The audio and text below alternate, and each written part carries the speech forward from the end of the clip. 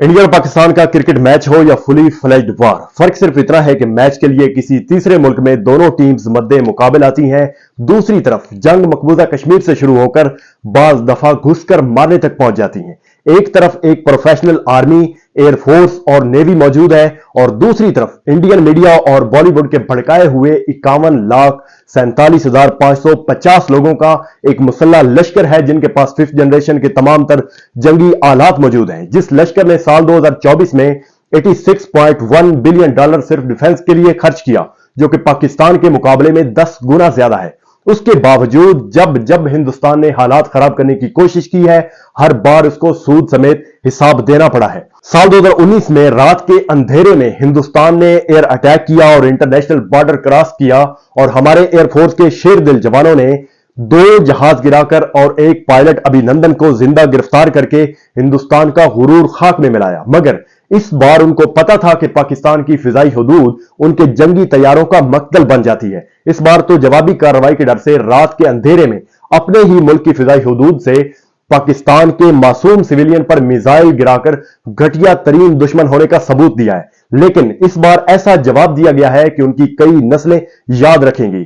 खैर, पाकिस्तान पर दहशतगर्दी का इल्जाम लगाने वाला हिंदुस्तान एक भी सबूत फराहम नहीं कर सका। पाकिस्तान जो कि कई दहाइयों से दहशतगर्दी का शिकार है, दहशतगर्दी के इस जंग में अब तक 23,372 पाकिस्तानी सिविलियन और 8,832 फौजी जवान अपनी जानों का नजराना पेश कर चुके हैं। साल 2001 से लेकर 2018 तक दहशतगर्दी की जंग में पाकिस्तान $126 बिलियन का नुकसान उठा चुका है। इतनी जानें चली गई, इतने डॉलर्स का नुकसान हो गया, लेकिन बगैर किसी सबूत के जायलों की तरह आज तक पाकिस्तान ने यह नहीं कहा कि फलां अटैक हिंदुस्तान ने किया है। उसके बरक्स हिंदुस्तान में कुछ भी हो जाए, इल्जाम पाकिस्तान पर आता है। साल 2019 पुलवामा अटैक हो या अब 22 अप्रैल 2025 को पहलगाम अटैक, इल्जाम पाकिस्तान पर। ना कोई सबूत है इंडिया के पास और ना ही वो फिर इन्वेस्टिगेशन के लिए रजामंद है।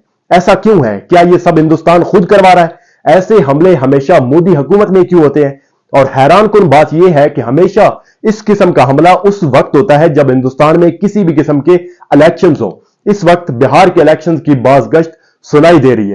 क्या करें, 16 सीटों का मसला है और जीतेगा वही जो सबसे ज्यादा पाकिस्तान और खास तौर पर इस्लाम के खिलाफ होगा।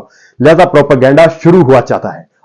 अब उनके सियासतदान और मीडिया ऐसे ऐसे नाटक करेंगे जैसे उन्होंने 9 मई 2025 की रात को किए। उस रात ये इंडियन मीडिया तकरीबन सारे पाकिस्तान को कब्जे में लेकर सुबह लाहौर में प्रेस कॉन्फ्रेंस करने की तैयारी कर चुका था। किसी चैनल ने कहा कि पाकिस्तान के आर्मी चीफ को कब्जे में ले लिया गया और किसी ने कहा कि शहबाज शरीफ बंकर में छुप गया है और किसी चैनल ने हिंदुस्तान में बैठकर पाकिस्तान में ऐसे ऐसे मकामात दरियाफ्त किए जो आज तक हमें खुद नजर नहीं आए। मतलब एक चैनल ने यहां तक कह दिया कि लाहौर में एक बंदरगाह अब हिंदुस्तान के कब्जे में है। मतलब उनको इतना इल्म नहीं है कि बंदरगाह समंदर किनारे होती है।